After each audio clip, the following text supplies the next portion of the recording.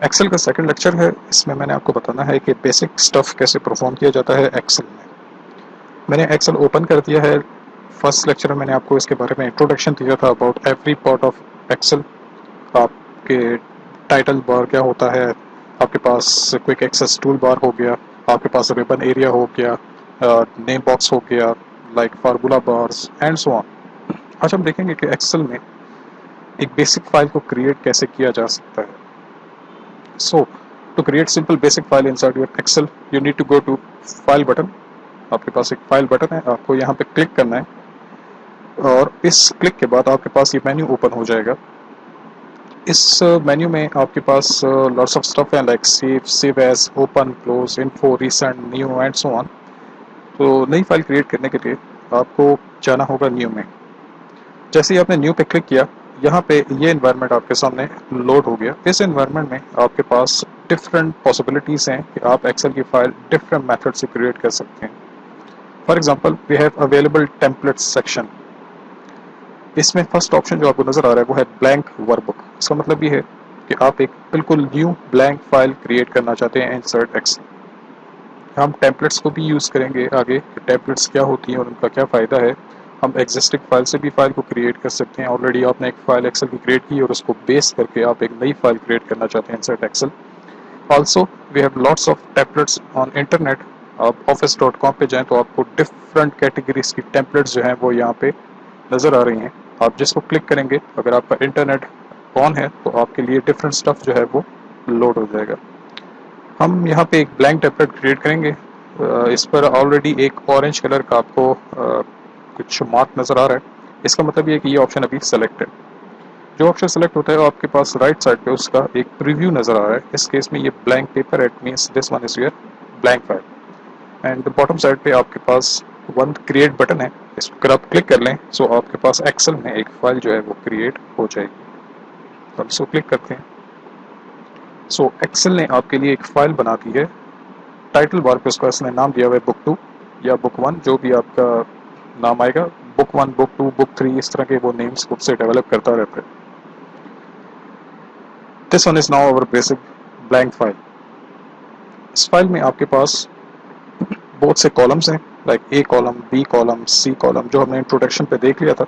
हमारे पास रोज हैं 1 2 3 4 and so on. काफ़ी रोज हैं, काफ़ी कॉलम है।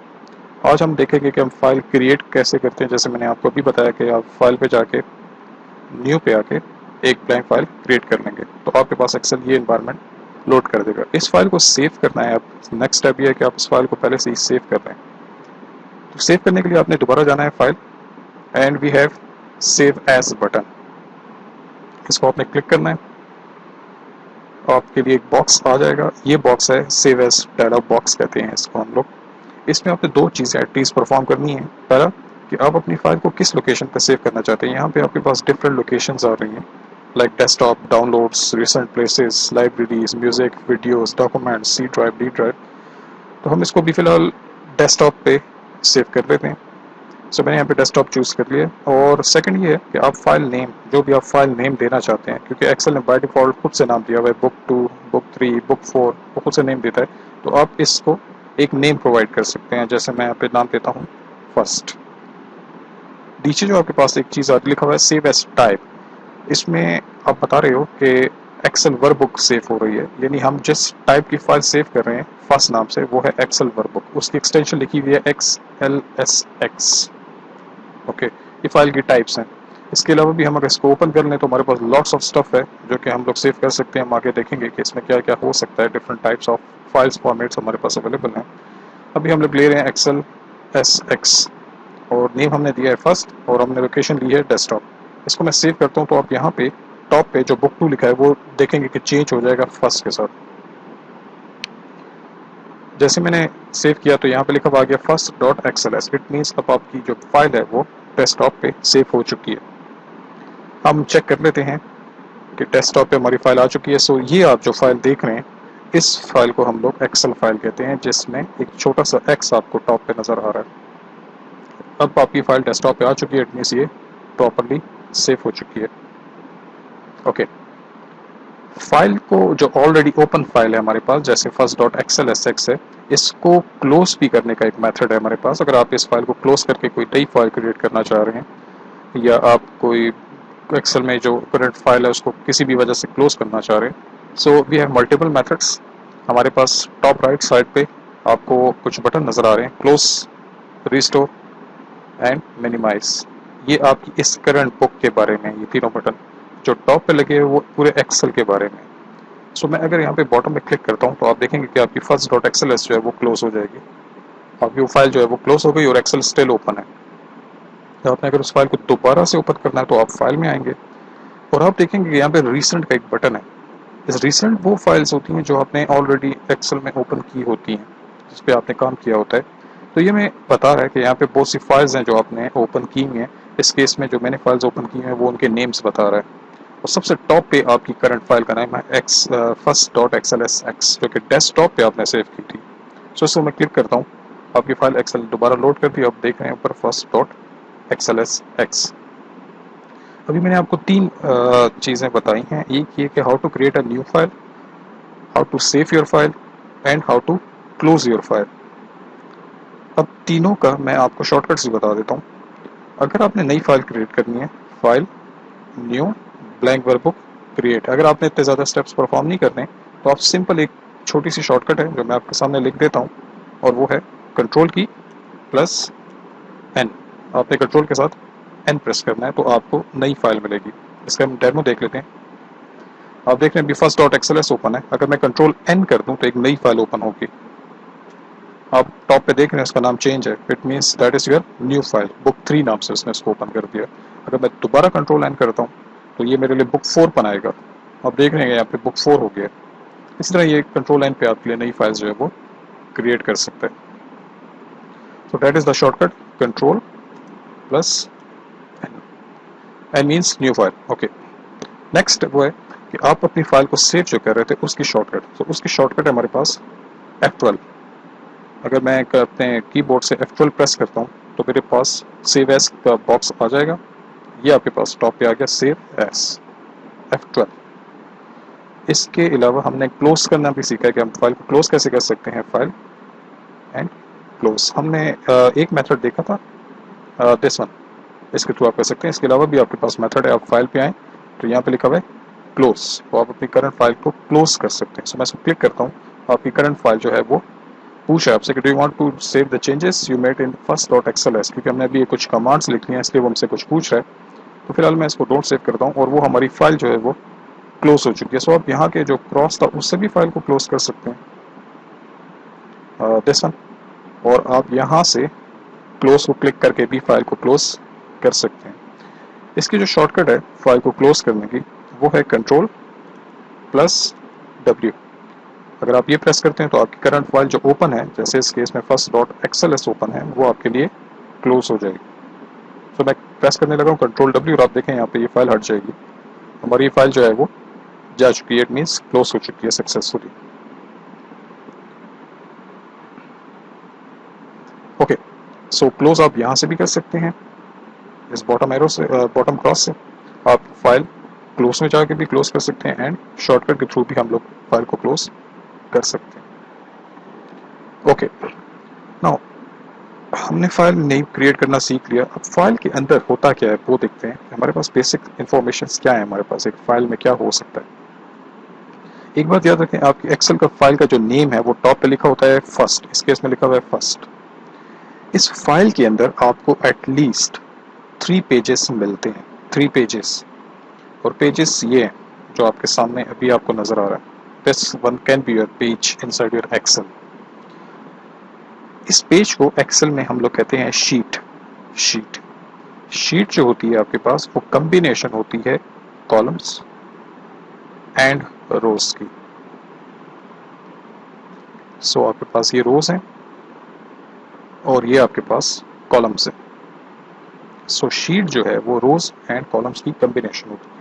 शीट होता कहाँ पे, ये आप बॉटम साइड पे देख रहे हैं, शीट 1 लिखा हुआ है यहाँ पे। This one is your first sheet. Then we have second sheet, sheet 2, ये आपकी नई शीट आ गई। Then we have third sheet, sheet 3। तो एटलीस्ट एक्सेल में आपके पास 3 शीट्स अवेलेबल होती हैं। आप नई शीट्स भी क्रिएट कर सकते हैं, आप शीट्स को डिलीट भी कर सकते हैं, आप इनके नेम्स भी चेंज कर सकते हैं। अभी आपको मैं बता देता हूँ।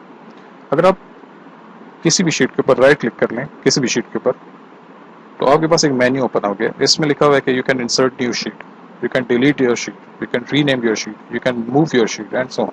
सो हम एक नई शीट इंसर्ट करते हैं। ओके, एक्सेल ने एक मेन्यू दे दिया कि ओके आप क्या इंसर्ट करना चाह रहे हैं, चार्ट इंसर्ट करना चाह रहे हैं या एक्सेल की शीट इंसर्ट करना चाह रहे हैं। तो हम इसको ओके करते हैं because we want to insert excel sheet. So मैं इसको ओके करता हूँ। सो आप देख रहे हैं कि यहाँ पे शीट 4 जो है वो नई इंट्रोड्यूस हो चुकी है। आप अगर इसको डिलीट करना चाह रहे हैं तो right click and you can press this button, delete. आपकी शीट जो है वो शीट 4 जो थी वो डिलीट हो चुकी है। आपके पास ये बटन भी है, इसके थ्रू आप लोग अपनी नई शीट को इंट्रोड्यूस करवा सकते हैं इनसाइड योर एक्सेल। सो मैं क्लिक करता हूँ, you will get new sheet. So click, you will get new sheet. आप इसको राइट क्लिक करके रीनेम भी कर सकते हैं, जैसे मैं शीट 6 को S6 कर देता हूँ एंड इंटर। सो आपकी शीट जो है वो रीनेम हो गई। सो ये सिंपल है, आप शीट्स डिलीट कर सकते हैं, शीट इंसर्ट कर सकते हैं। बाय डिफॉल्ट आपके पास 3 शीट्स हैं, तीनों पे आप अलग अलग काम कर सकते हैं।